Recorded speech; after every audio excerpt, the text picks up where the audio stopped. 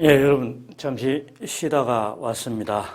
이어서 그대로 이제 지금 암 지식, 요것만 지우고 그대로 지금 하고 있는데요. 또 다른 예를 들어서 한번 봅시다. 아까 이 책 이야기를 했지만은, 이게 책이라는 것을 우리는 어떻게 알 수 있느냐. 즉, 올바른 인식 안에서 비롯한다 그랬는데 어떻게 알 수 있느냐. 자, 조금 더 들어가 봅니다.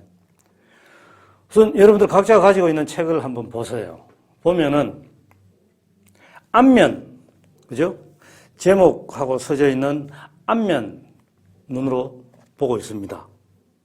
그리고 뒤에는 어떻게 생겼는지 돌려보면은 뒷면, 돌려보면은 앞면은 내가 지금 앞면을 보고 있었는데 여러분들 앞면 보고 있었는데 돌리면은 앞면은 내 눈앞에서 사라집니다. 사라지고 뒷면만 보이잖아요. 사라지면은 앞면이 내 눈앞에서 사라졌는데 앞면이 없어졌느냐? 아니죠. 어디 갔습니까? 우리 머릿속에 앞면은 머릿속에 기억으로 들어가 있는 거죠. 뒷면, 그 다음에 옆면을 보려고 하면은 역시 뒷면, 아까 앞면과 더불어서 이제 뒷면도 사라지고 내 눈앞에서 옆면만 보입니다. 뒷면은 역시 내 머릿속에 기억으로 저장이 됩니다. 그래서 앞면, 뒷면, 옆면 뭐 등등, 그 다음에 안에 내용 보면 뭡니까? 이게 어떤 내용이다까지 이런 식들로 봤을 때 우리는 이렇게 이야기할 수 있죠. 자, 분명히 몇 가지만, 방금 이야기했는 몇 가지만 적어봅시다. 앞면, 그리고 뒷면, 또 옆면, 측면, 내용. 이 보면은 전부 분명히 이야기할 수 있는 게 앞면은 뒷면이 아니고, 그죠? 뒷면도 앞면이 아니고, 또 앞면은 뒷면도 아니고 옆면도 아니고 옆면도 뒷면도 아니고 앞면도 아니고, 마찬가지로 앞면은 내용이 아니고 옆면도 내용이 아니고, 내용은 뒷면도 아니고 옆면도 아니고 앞면도 아니고, 이런 식들 전부 각각이잖아요. 여러분들한테 설명하기 위해서 지금 그런 거지만은 이 각각의 것들이 우리 머릿속에 기억으로 저장이 되는 거죠. 근데 이 저장하는 것도 아까 이 엄마라는 예를 들었듯이 여러분 각자가 만일 수업 시간에 같이 다 앉아 있고 이걸 이제 책을 보여주면서 방금 설명했는 것과 동일하게 설명을 하잖아요. 여러분 각자가 머릿속에 집어넣는다 하더라도 모두가 100% 완전히 일치하는, 지문이 일치하는 것처럼 그런 식으로 일치할까? 그거 장담 못하는 거죠. 절대로 그대로 다시 재현해 낸다 하더라도 100% 지문이 일치하듯이 그런 식이 안 되잖아요. 이거 다 마찬가지인 겁니다. 각자가 이렇게는 이런 것들을 다 기억은 했지만은 막상 묘사해보라고 하면은 이거는 또 다 다른 식으로 나오게 될 거다. 그럼 도대체 무엇이 올바른 인식인가? 이런 것들이 생겨날 수밖에 없는 거죠. 자, 근데 이렇게 각자가 다 상대적으로 다를 수밖에 없는 이거는 왜 그런가? 아까 여러분들 배고플 때 점심 밥 먹는 거 예를 들고 했는 것처럼 뭐 때문에? 지금 이 기억도 눈으로 본 것을 예를 들어서 했잖아요. 배고플 때 밥 먹는 것은 입으로 맛을 느끼고 뱃속에 집어넣고 하는 겁니다. 냄새를 맡고 하는 것도 마찬가지죠. 즉 감각기관으로 눈, 그죠? 코, 귀, 입, 이 네 가지 감각기관에다가 손으로 만지는 촉각까지 5가지 감각기관, 즉 감각입니다. 5가지. 그래서 우리는 오감이라고 이야기를 합니다. 이것에 의한 것은 우리는 신뢰할 수 없다.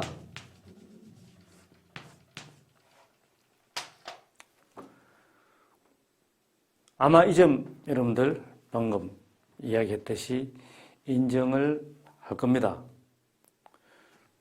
눈으로 보는 것도 보고 있는데 못 보는 경우 머릿속에 완전히 딴 생각을 하고 있으면 눈앞에 뭔가 하고 있는데 전혀 의식을 못하는 완전히 다른 것에 머릿속으로 몰입하고 있을 경우, 그죠? 그런 식들 하나하나 감각을 하나하나 다 설명을 안 하더라도 여러분들이 이해를 할 겁니다. 그런데도 올바른 인식 이야기를 합니다. 그건 안에서 비롯된다고 했거든요. 이게 이제 뭔가 하면은 기억을 5가지 감각기관에 의해서, 오감에 의해서 경험했는 것들, 감각적으로 경험했는 것들을 머릿속에 하나하나 집어넣어서 그 다음에 뭐라고 하는가 하면은 이것은 무엇이다. 무엇이다. 요게 바로 개념화 작업을 하는 겁니다. 여러분들끼리, 이 친구들끼리 이 수업을 듣고 있지 않는 사람, 이제 친구가 있을지라도 시험을 한번 해보세요. 친구들이, 여러분들은 다 알고 있는 뭔가를 가지고 그게 먹는 것이든 뭐든 전혀 상관없습니다. 근데 이제 이 강의를 듣지 않는 다른 사람 누군가는 눈으로 보는데도 뭔지 모르는 그런 것들이 있습니다. 나는 지금 늘 예를 들어서 수업 시간에 많이 해본 게 뭔가 하면은 죽염이라고, 죽염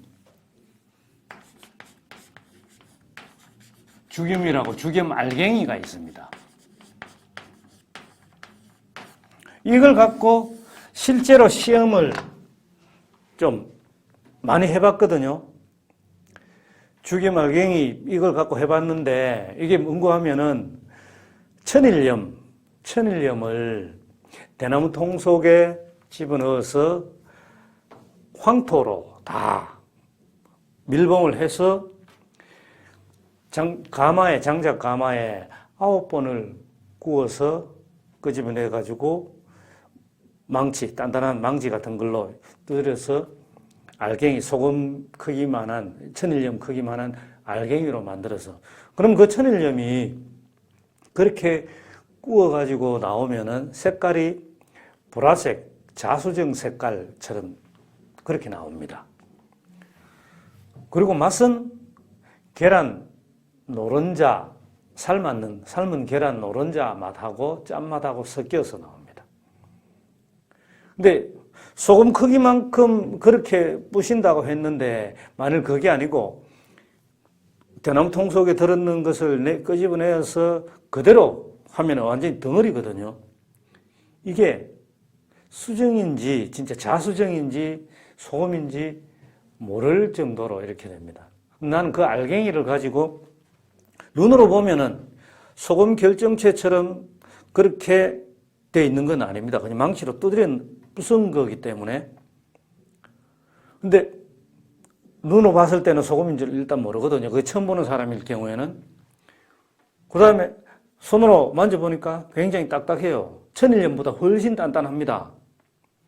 거의 그 유리 조각처럼 이렇게 느껴지기도 하고 하니까요. 단단한 정도가 촉각이죠. 그리고 냄새 살짝 그런 이제 유황, 삶은 계란 노른자 맛하고 같이 난다 그랬잖아요. 그 냄새가 좀 납니다. 근데 일반 소금에서는 그런 냄새가 안 나거든요. 그 다음에 또 맛을 보면은 방금 이야기했는 바로 그 맛, 삶은 계란 노른자에다가 짠맛 섞였는 거. 그리고 일단 그 눈으로 보여주기 전에 어떤 통 속에 집어넣어서 이렇게 흔들어 보면은 소금보다는 좀 더 단단한 뭔가 들어가지고 소리. 그러니까 생전 처음 보는 사람은 맛을 보는데도 일반 소금하고는 다른 맛이다. 죽임이라는 단어를 생각을 해내지를 못합니다. 그럼 뭡니까? 지금 여기 이야기했습니다. 5가지 감각, 주겸을 예를 들어서 이야기를 했는데 5가지 감각을 가지고 머릿속에 기억으로 다 집어넣어서 이것을 무엇이라고 개념을, 즉 명칭을 지을까, 이름을 지을까? 주겸이라고 이름을 지은 거죠. 대나무 통 속에다가 대나무 속에 집어넣어서 소금을, 이 염자는 소금 염자니까 소금을 대나무 통 속에 집어넣어서 그렇게 9번 구워서 만든 거니까 이렇게 이름을 짓는 겁니다. 그 전에 나오는 그럼 작업들이 뭡니까? 이것은, 그죠? 이것은 어떤 맛이다. 이것은 어떤 결정체이다. 이것은 무슨 색이다. 이런 식들로 이것은 무엇이다. 그죠? 무엇이다. 이런 식들로 나가는 게 뭡니까? 이게 판단하는 거죠. 논리적으로 나중에 칸트에 들어가면 이런 이야기 다 합니다만은 하여튼 판단 작업을 거쳐서 그 판단을 모아서 하나의 개념으로 만들어낸다. 이것들이 어디에서 일어나느냐 하는 것을 지금 여러분들한테 이야기를 하는 겁니다. 이것들이 발생하는 장소가 어디냐? 바깥이 아니죠. 짠맛, 이걸 갖고 보면, 그죠? 짠맛, 계란, 삶은 계란 노른자 맛, 보라색 결정체, 보라색깔, 딱딱한 거, 다 감각, 5가지 감각을 통해가지고 우리가 머릿속에 집어넣어서 이걸로 만들어내는 거예요. 판단작용, 감각을 통해서 판단작용을 하게 되고 그걸 종합해서 하나의 개념으로 만들어낸다. 이 만들어내는 게 우리의 바깥에서 일어나는 게 아니라 시각에서만 일어나는 게 아니라 촉각에서만 일어나는 게 아니라 청각에서만 일어나는 게 아니라 입맛에서만 일어나는 게 아니라 냄새에서만 일어나는 게 아니라 왜냐하면 A는 B가 아니고 B는 C가 아니고 C는 D가 아니고 D는 E가 아니고 이렇게 되는 거니까 근데 그것들을 전부 다 종합해낼 수 있는 능력이 어디에 있느냐? 그게 우리 안에 있다. 그리고 올바른 그랬을 때는 모두에게 우리 안에 이제 이게 요걸 이렇게 이야기할 수 있죠. 안에서 비롯되는데 그 근거가 무엇이냐? 그게 바로 이성이라고 하는 겁니다. 그게 바로 이성이라고 이야기를 하는 겁니다. 안에서 비롯되는데 그 비롯되게끔 하는 근거가 무엇이냐? 이성이다. 그러면 감각을 떠나는 거잖아요. 떠나서 모두가 다 인정할 수 있는 이 판단도 오류가 없고 그래서 개념화되었을 때 오류가 없는 판단들을 모아서 개념화 되었을 때는 그 알면 이것이라 이런 이제 주겸을 예를 들었는데 그죠? 그 알면 바로 그 인식이 알미라고 했잖아요. 그게 올바르다. 근데 그게 어디서 비롯되느냐? 우리 안에서 비롯된다. 지금 그 이야기입니다. 예, 이 참 별것 아닌 것 같은데 우리가 이렇게 하나하나 따지고 보면은 굉장히 생각해야 할 것들이 많죠. 요건 이제 우선 또 다 지우겠습니다. 그러면은 생각을 해보세요. 우리가 살아가는 이 사회에서 이만큼 이렇게 한번 따지고 들어가 보면은 얼마나 잘못된 것들이 사실은 많이 있을까? 당장 우리 자신한테만 보더라도 일상생활 속에서 그 철학하는 방법, 철학적으로 생각하는 방법, 그런 것들을 이야기를 했습니다. 여러분들이 진짜 이 강의를 듣고 하는 동안만큼이라도 또는 그 시간이 지나서 이 강의 내용을 생각하는 버릇을 들이는 것도 여러분들의 삶에서는 굉장히 유용할 것이라는 이야기를 내가 분명히 합니다.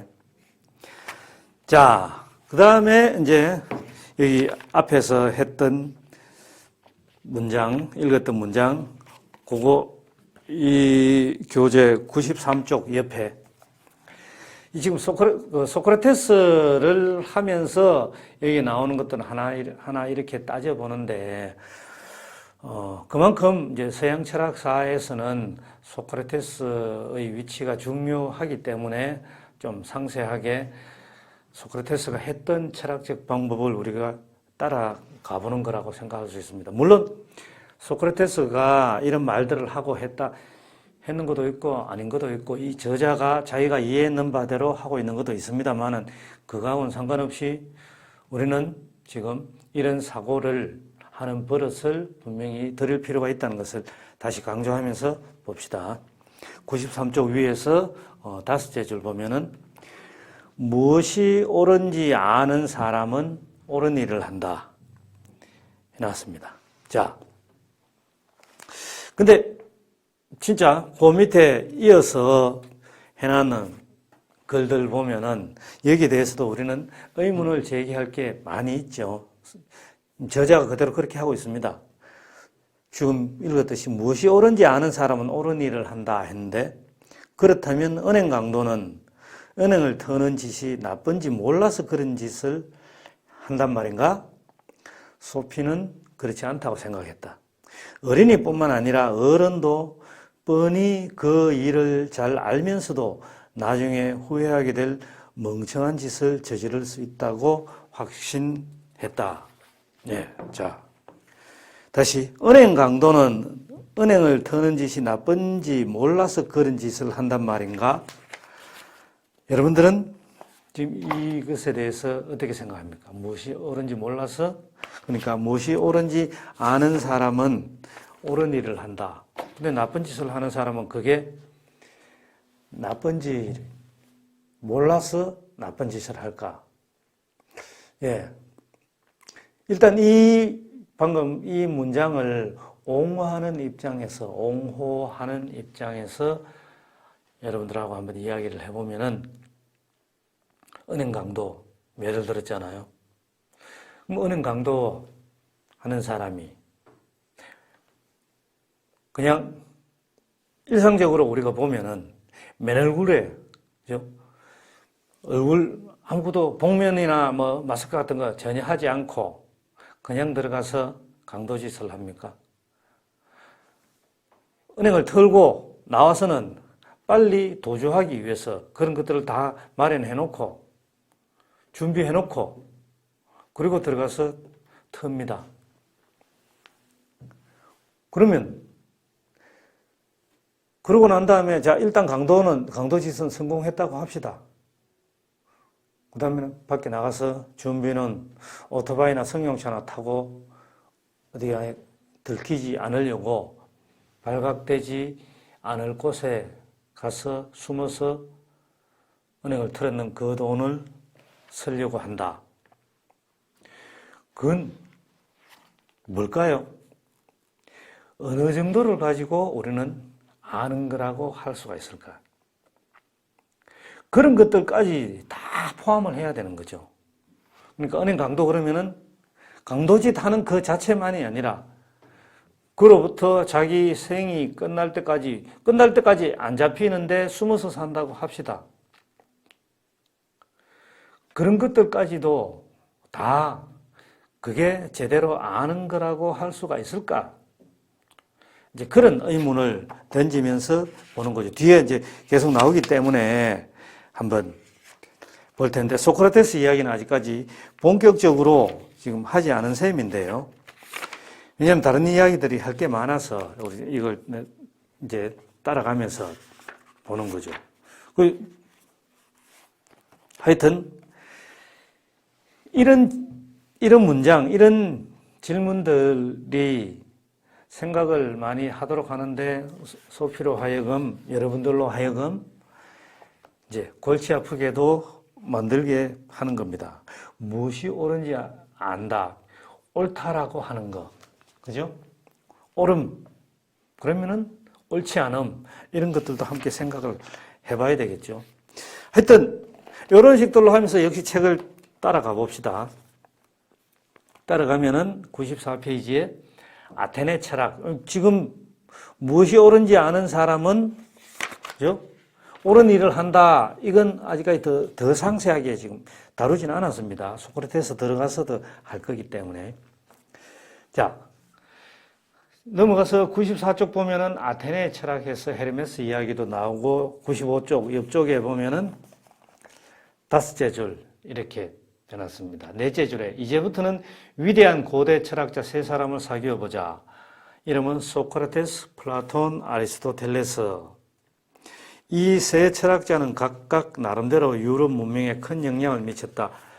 맞습니다.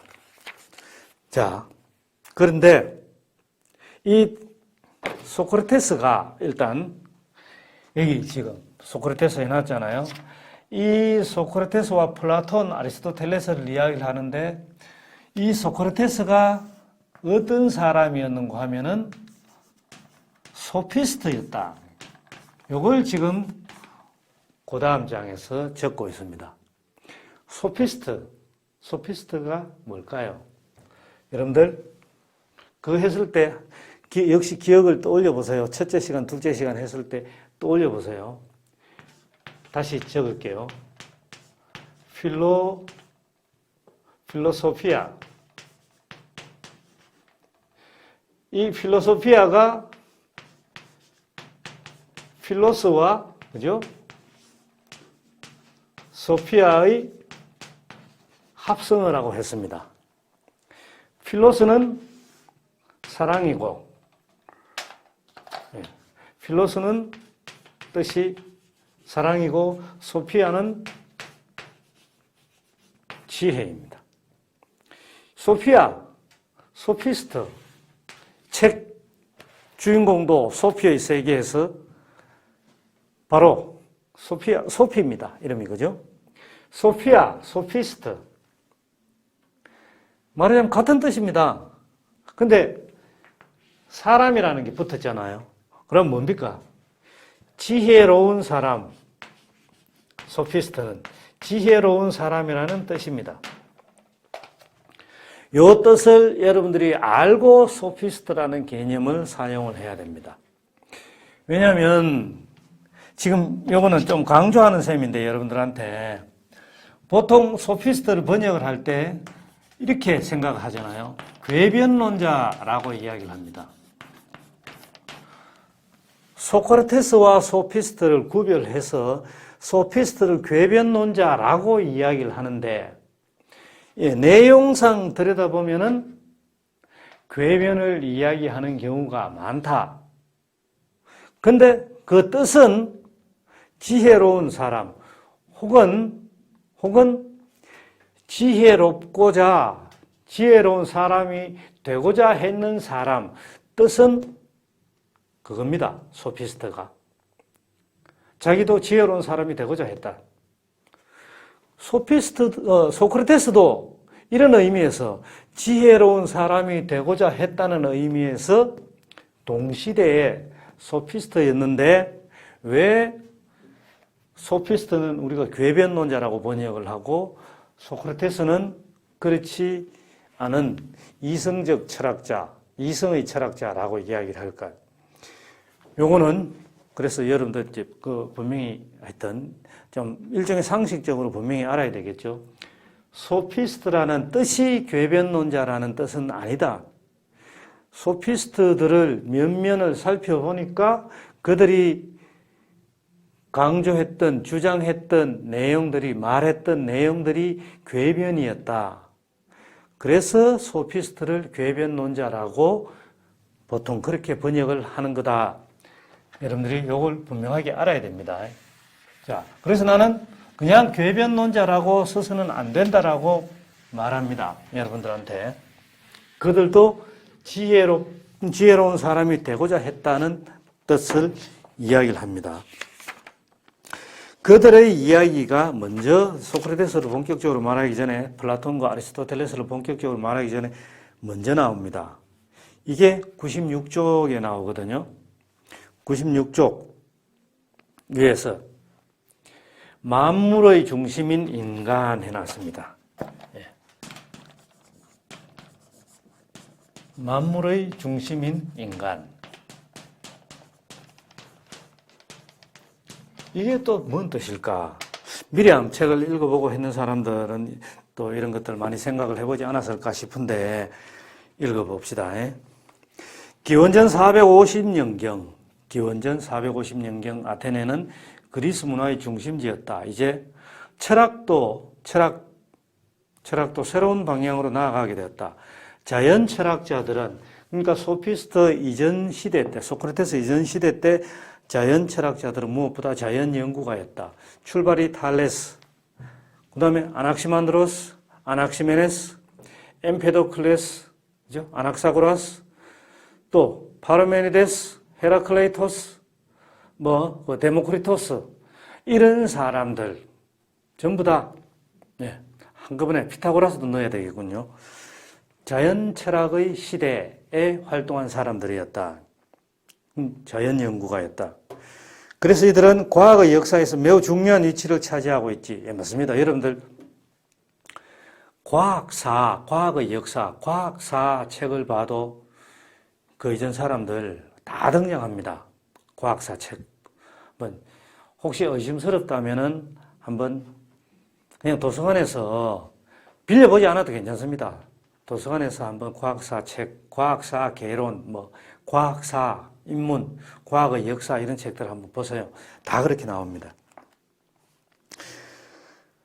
그런데 그때 아테네에서는 무엇보다도 인간의 사회적 위치에 사람들의 관심이 쏠렸다. 인간의 사회적 위치에 관심이 생겼다. 자, 인간의 사회적 위치. 그 이전에 이미 고대 그리스의 자연 철학의 시대 때, 그죠? 자연 철학의 시대 때 고대 그리스에는 도시국가가, 그래서 이런 거 여러분들이 이제 역사도 좀 같이 연결해서 좀 봐야 하는데, 그죠? 알고 있으면 더 낫죠? 도시국가 시대였고, 아테네, 스파르타 다 마찬가지인 거죠. 이 도시국가 시대 때, 도시국가는 뭡니까? 아테네, 스파르타 전부 여기에는 서로 정복전쟁이 일어난다. 이 정복전쟁이 일어나면은 뭐가 생깁니까? 노예가 생기는 거죠. 한번 우리가 쭉 간단하게 살펴봤던 내용들인데, 노예가 생기는데 이 노예가 담당하는 게 생산을 담당하는 거다. 생산과 의식주를 담당한다. 그러니까 의식주가 해결이 되니까 그걸 바탕으로 해서 그 위에 이제 노예에 대해서 상대적으로 자유시민, 이들이 관심을 가지는 게 정치와 문화, 여기에 관심을 가지게 된다. 뭡니까? 여기서 지금 봅니다. 의식주, 우리는 보통 인간의 본능적인 거라고 이야기하잖아요. 생존을 위해서 본능적인 거라고 이야기를 하죠. 이 의식주는 배부르게 먹어야 되는 겁니다. 배부르게 먹어야 되는 건데, 그 위에 그게 해결이 되니까 인간이 살고 있는 사회적 위치, 그 인간의 사회적 위치라고 했는데, 정복 전쟁 안에서 똑같은 인간인데 누구는 노예고 누구는 노예를 부리는 사람들이고, 자유시민들, 이들이 정치 조직을 갖게 되는 거잖아요. 정치 조직을 갖고 의식주의에서 자연을 개량해서 문화라는 것을 만들어냅니다. 여기서는 고대 문화이지만 지금 우리가 살고 있는 시대에서 상대적으로 봤을 때 그게 바로 인간이 살아가는 사회가 되는 것이죠. 그러니까 이제 이런 데 관심을 가지게 된다. 가질 수밖에 없다. 그런 게 사회적으로 이미 형성이 되어 있는 상황이었다는 것을 생각을 해야 되는 겁니다. 그런데, 그죠? 자, 그 밑에 또, 그 몇 줄, 한 세 줄 더 읽어봅시다. 시간이 흐르면서 점점 아테네에서는 의회와 법원을 설립해 민주주의가 발전하기 시작했다. 근데 이때 여기서 말하고 있는 민주주의는요, 의회와 법원을 설립을 하긴 했는데, 이 민주주의는 고대 폴리스라고 이야기하잖아요. 노예들한테는 해당이 안 되는 거였죠. 여러분들 오해를 하면 안 되는 겁니다. 자유시민들한테만 해당되는, 그러니까 오늘날 우리가 생각하는 민주주의라는 개념을 그대로 적용을 시킬 수 있는 것은 아니다. 자, 그러나 민주주의는 사람들이 민주적 과정에 참여할 수 있도록 충분한 교육을 받아야 한다는 점을 전제한다. 예. 민주주의에 참여할 수 있기 위해서는 충분한 교육을 받아야 되는데, 자유시민들은 그런 교육을 받아야 되는데, 노예는 그런 자격이 없는 거죠, 당연히. 일단 이런 것들을 다 생각을 하면서, 그 다음에 이 자연철학의 시대, 자연철학자들이 말했는 것들을, 그러니까 이런 사회 문화가 형성이 된 상황에서, 그죠? 이제 이때 당시에 사람들이 자연철학의 시대 때 말했던 자연철학자들의 면면을, 사상들을 살펴보니까 뭐가 되느냐? 각자가 전부 다 말했는 게 가만히 틀린 게 아니야. 전부 다 틀린 게 아니에요. 다 맞는 말이라. 만물의 근원 아르케는, 탈레스는 아르케가 물이라고 이야기를 했고, 그죠? 아낙시만드로스는 무한해. 그 무한자, 아페이론이라고 이야기했고, 또, 아낙시메에서는 공기라고 이야기를 했고, 혹은 사원소, 원자, 또는 만물은 흐른다. 도대체 고정된 건 없다. 아니다. 존재하는 것은 존재하고 없는 것은 없다. 누가 했던 말이고 이런 것들을 다 살펴보고 해도 틀린 말이 하나도 없어. 근데 그 틀린 말이 하나도 없는데 누가 이야기를 했느냐? 그걸 누가 이야기를 했느냐? 사람이 이야기했잖아요. 바로 이제 그렇게 넘어가는 겁니다. 97쪽에 보면은 두 번째 문장, 다섯째 줄이죠. 그러니까 이래 놨습니다. 소피스트였던 프로타고라스는 인간은 만물의 척도다. 예, 인간은 만물의 척도다. 이거 좀 지우고. 자,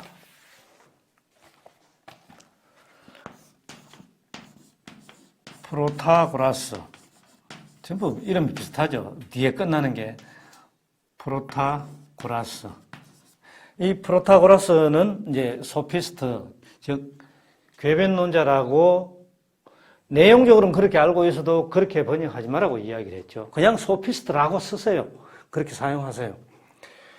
그 프로타고라스는 이 소피스트인데 했던 말이 이게 중요합니다. 호모 인간이죠.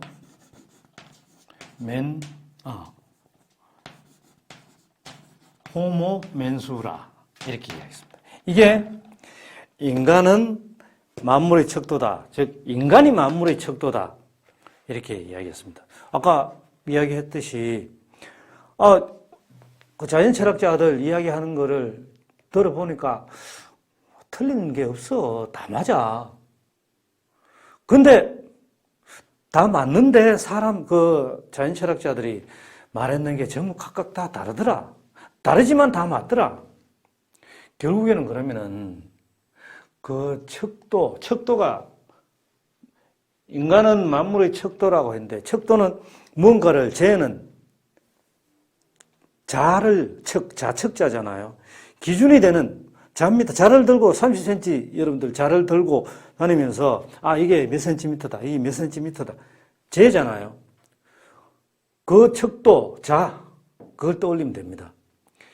그러니까 인간이 모든 것을 결정하는 모든 것을 재고 맞다고 결정하는 그런 존재더라. 인간 호모. 그러니까 여기서도 이제 지식이 알미 상대적으로 나올 수가 있는 거죠. 방금 읽었던 이어서 봅니다. 인간은 만물의 척도라고 말했다.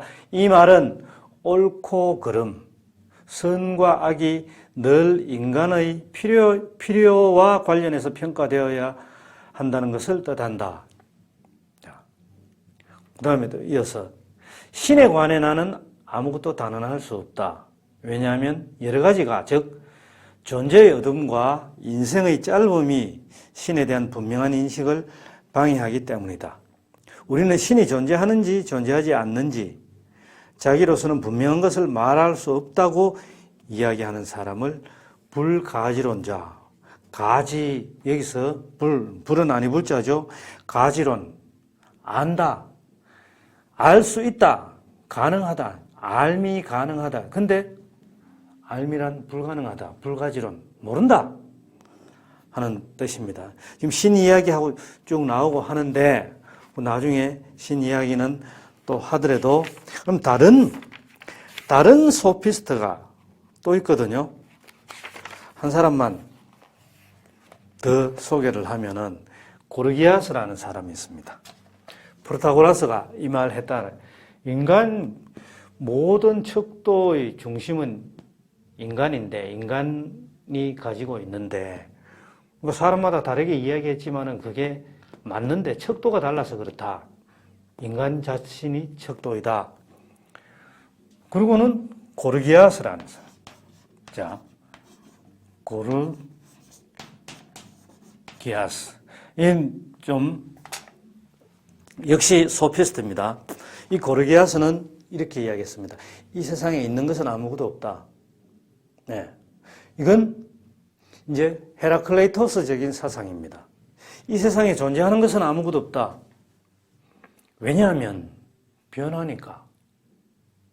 우리 눈으로 그 변화의 순간을 포착하지는 못할지라도 항상 변하잖아요. 여러분들한테 그 이야기 했잖아요. 10년은 1년이 모여서 10년이 되고 1년은 한 달이 모여서 한 달에 12개 모여서 1년이 되고 한 달은 하루가 30일 모여서 그죠? 한 달이 되고 하루는 1시간이 24개 모여서 하루가 되고 이런 식들로 들어가면은 그 계속해서 쪼갤 수가 있는 거잖아요. 근데 오늘의 내 모습과 10년 전의 내 모습이 달라졌다 하는 것을 인정한다면은 우리가 물리적 시간으로 혹은 우리 느낌으로 쪼갤 수 없는, 포착할 수 없는 그 시간들도 아주 진짜 찰나적인 그 순간에도 우리는 항상 변하고 있잖아요. 나도 변하고 우리 바깥에 있는 다른 대상들도 다 변하고 있는 겁니다. 그러니까 무엇을 변하지 않는 존재라고 이야기를 할 수 있느냐. 그렇죠? 다 변한다. 네, 여러분들 그 이야기도 했잖아요. 20분의 1이 짧으냐, 50분의 1이 짧으냐. 50분의 1이 짧으니까 나이 들수록 1년이 자기 인생에서 금방금방 20대 때보다도 50대, 60대, 70대 갈수록 점점 더 짧게 느껴질 수밖에 없다. 그런 식들로 되는 것처럼. 근데 물리적 시간은 똑같잖아요. 그러니까 아무것도 없다 하니까. 그러면은 당장 눈앞에 보이는 거 이거는 뭔데?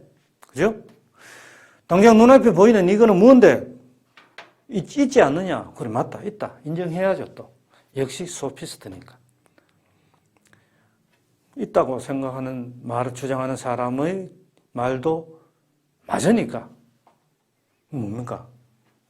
다름을 인정하는 거죠. 그래, 맞다. 근데 우리는 무엇이 있다고 하더라도 그것을 인식할 수 없다. 무엇이 존재한다 하더라도 인식할 수 없다. 그건 아까 여러분들한테 알머의 성립 과정에서 이야기했는 그 내용하고 연결지어서 생각을 해보면 되는 겁니다.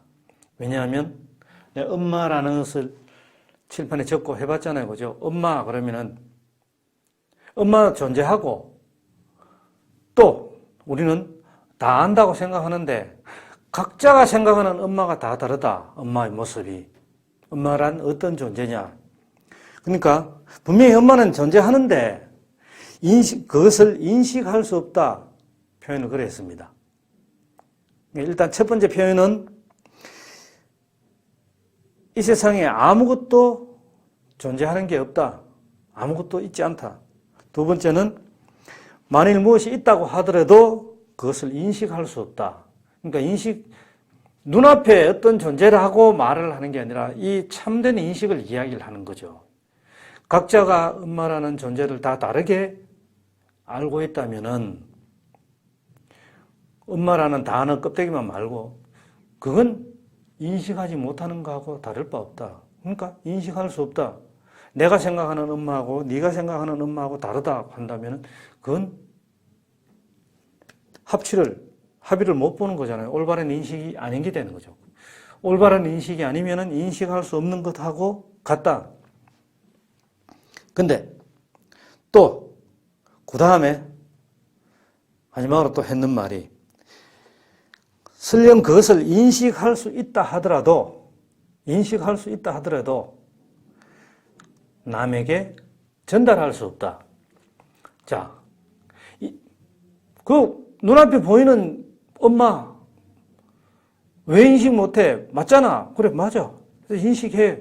근데 그걸 전달한다. 전달. 여러분들 이건 이렇게 생각해 보세요. 여러분들이 어디 가서 무언가를 본 거를 여러분들 눈으로 본 거 다른 사람 못 봤어.